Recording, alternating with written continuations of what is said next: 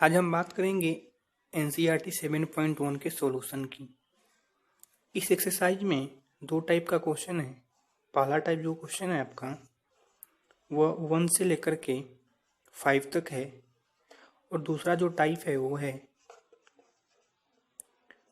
6 से लेकर के 22 तक। सबसे पहले हम देखेंगे ये फर्स्ट टाइप के क्वेश्चन की। इसमें बोला है क्वेश्चन में कि आपको एंटी डेरिवेटिव फाइंड करना है और मेथड बोला है कि इंस्पेक्शन मेथड अप्लाई करना है। ठीक है, तो सबसे पहले हम देखेंगे कि एंटी डेरिवेटिव होता क्या है।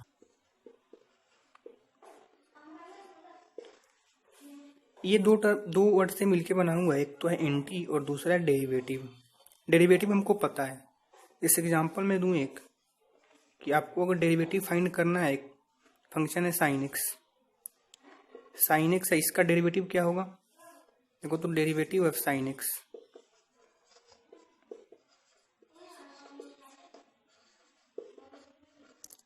डेरिवेटिव निकालने के लिए हम क्या करते हैं, फंक्शन को डिफरेंशिएट कर देते हैं, यानी D sine x by d x is equals आता है क्या, cos x.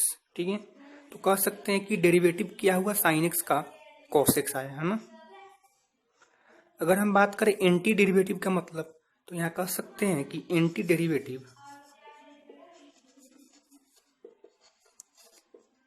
Derivative of cos x is equal sine x. तो बेसिकली एंटी डेरिवेटिव में क्या होता है कि आपको डेरिवेटिव दिया रहेगा ना। एंटी डेरिवेटिव में क्या होता है कि डेरिवेटिव रहेगा आपके पास और कहेगा कि किस फंक्शन का आपका ये डेरिवेटिव है। यानी हमें एंटी डेरिवेटिव में डेरिवेटिव से हमको क्या निकालना है, फंक्शन फाइंड करना है ना।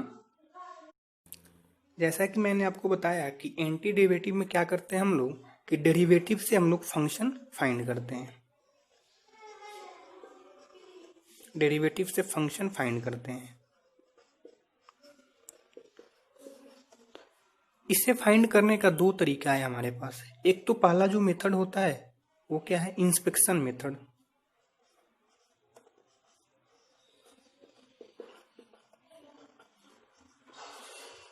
और दूसरा जो मेथड होता है इंटीग्रल वाला मेथड।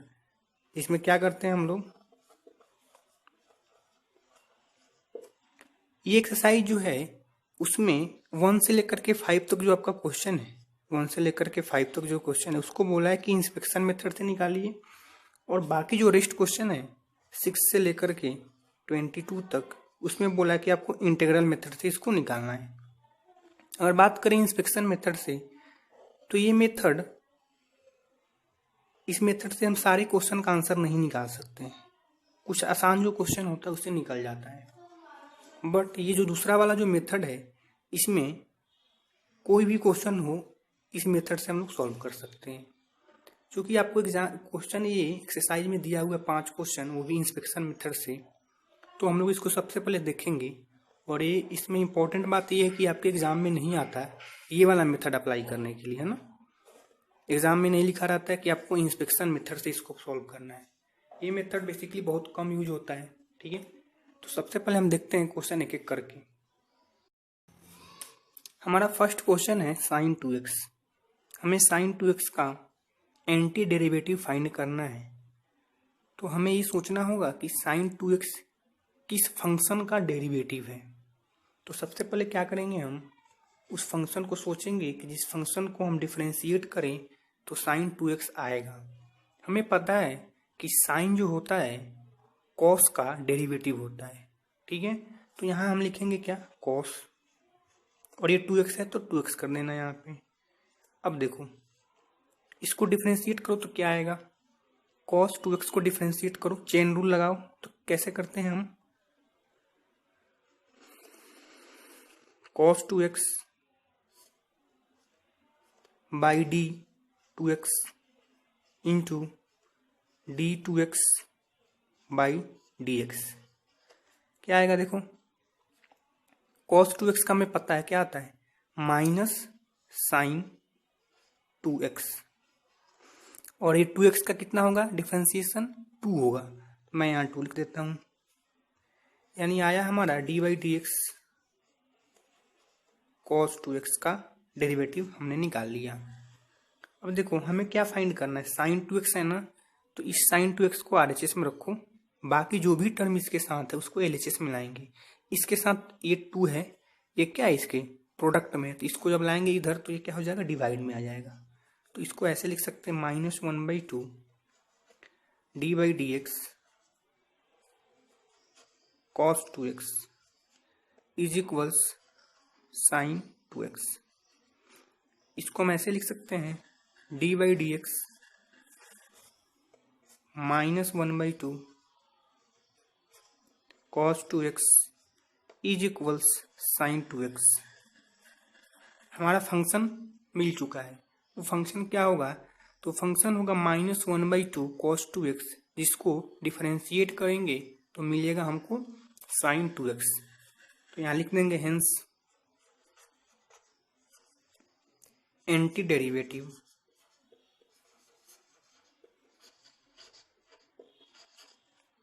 ऑफ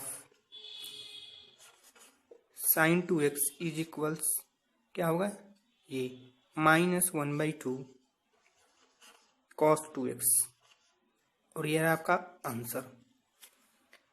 अब बात करेंगे हम दूसरा वाला क्वेश्चन जो है आपका, ये देखो कॉस 3x है। यानी हमें एक ऐसा फंक्शन सोचना है जिस फंक्शन को डिफरेंशिएट करे तो क्या आना चाहिए, कॉस 3x आना चाहिए। हमें पता है कि कॉस जो होता है किसका डेरिवेटिव होता है, साइन का होता है। तो हम क्या करेंगे यहाँ पे डी बाई डी एक्स, और यहाँ लिखेंगे साइन, और 3x है तो 3x कर देंगे। इसको करेंगे हम लोग डिफरेंशिएट चेन रूल से, ठीक है। चेन रूल से जब डिफरेंशिएट करेंगे तो क्या आएगा, देखो d sine 3x by d 3x into d 3x by d x. हमें पता है कि साइन का डेरिवेटिव क्या होता है, कॉस होता है, तो कॉस का 3x, और ये 3x का जब डेरिवेटिव करेंगे तो क्या आएगा, 3 आएगा। तो हमारा ये आ गया d by d x sine 3x is equals इतना आया। अब क्या करेंगे, हमें निकालना है cos 3x ना, तो RHS में cos 3x को रहने दो, बाकी जो भी टर्म इसके साथ है उसको लाओ LHS में।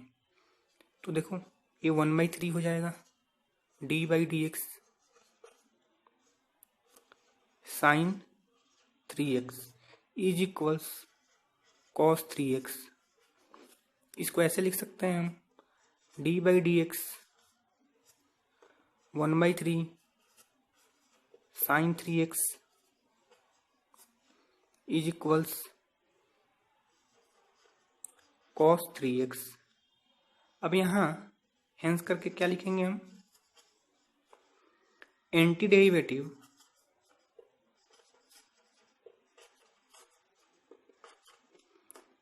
Derivative of cos 3x is equals 1/3 sine 3x।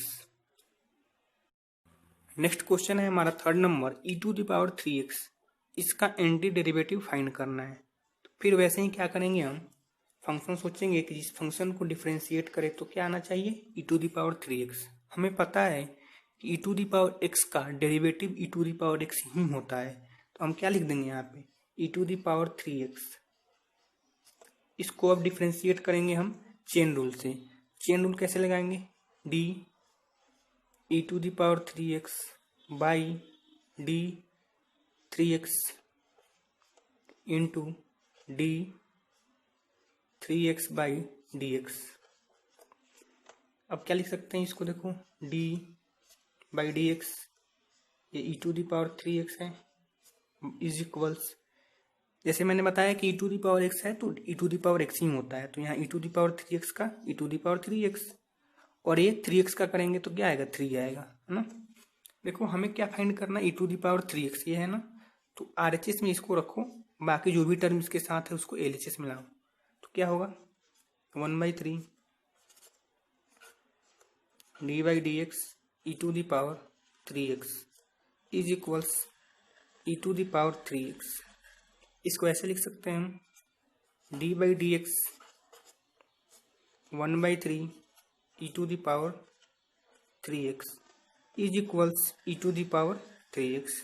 हमारा फंक्शन फाइंड हो गया कि ये फंक्शन है 1/3 e to the power 3x, जिसको डिफरेंशिएट करेंगे तो ई टू द पावर 3x मिलेगा। हेंस एंटी डेरिवेटिव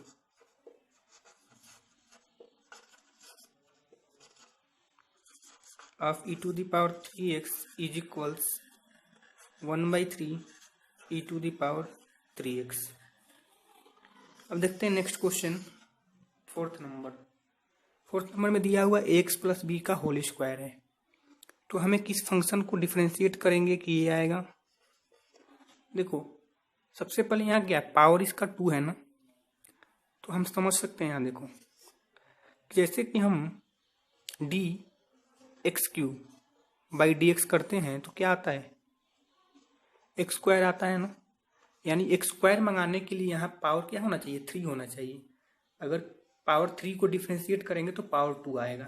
यहाँ पे क्या है इसका पावर 2 है, तो हमें क्या लेना होगा यहाँ पे एक्स प्लस बी इसका पावर 3। ठीक है, अब इसको डिफरेंशिएट करते हैं चेन रूल लगा करके। देखो कैसे करेंगे, इसको ऐसे लिखेंगे D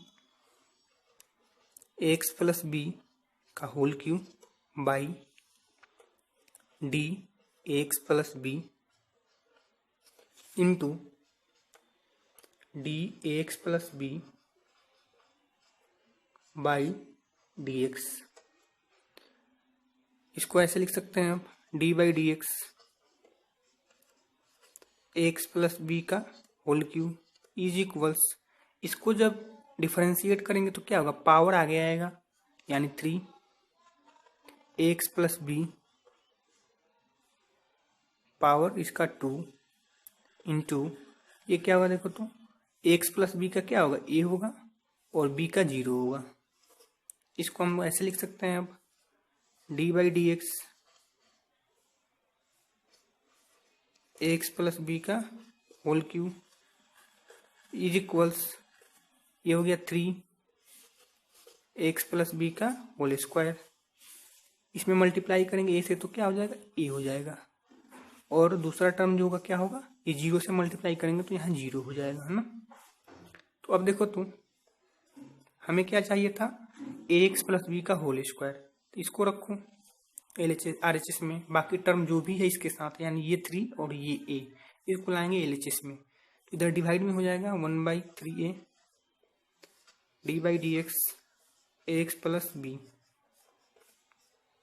whole cube is equals x plus b का होल स्क्वायर। इसको ऐसे लिख सकते हैं हम d by d x 1/3a x plus b का whole cube is equals x plus b का होल स्क्वायर। अब हमें फंक्शन मिल गया, यहाँ लिख देंगे क्या हेंस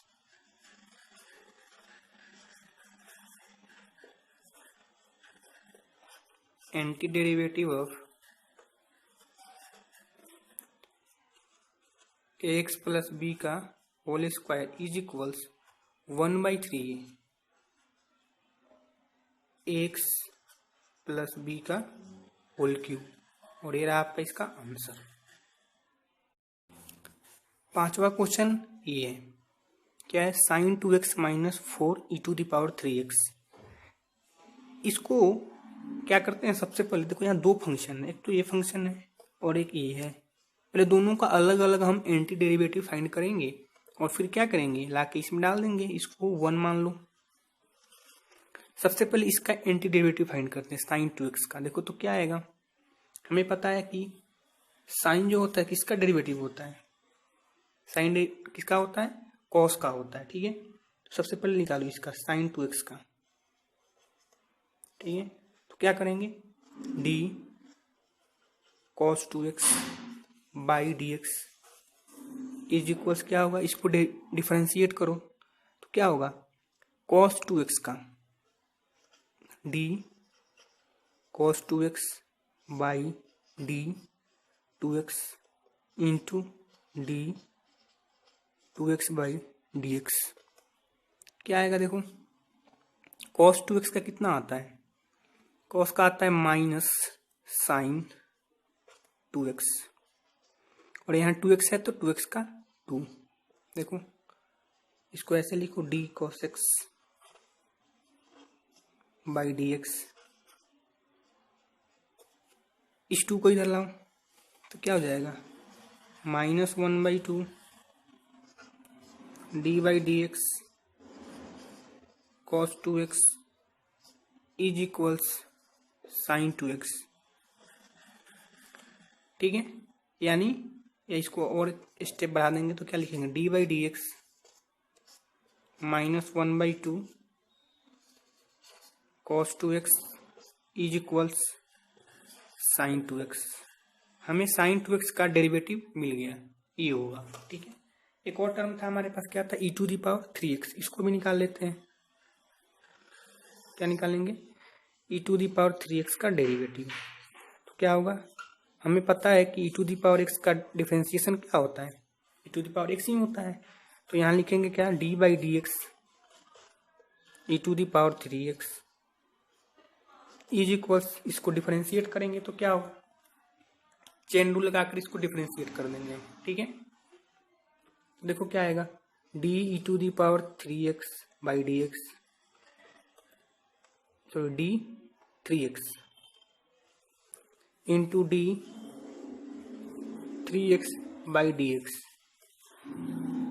फिर क्या होगा, देखो e⁻3x का तो e⁻3x होगा, और इस 3x का 3 हो जाएगा, और यहाँ क्या होगा, D e⁻3x by d x. ठीक है,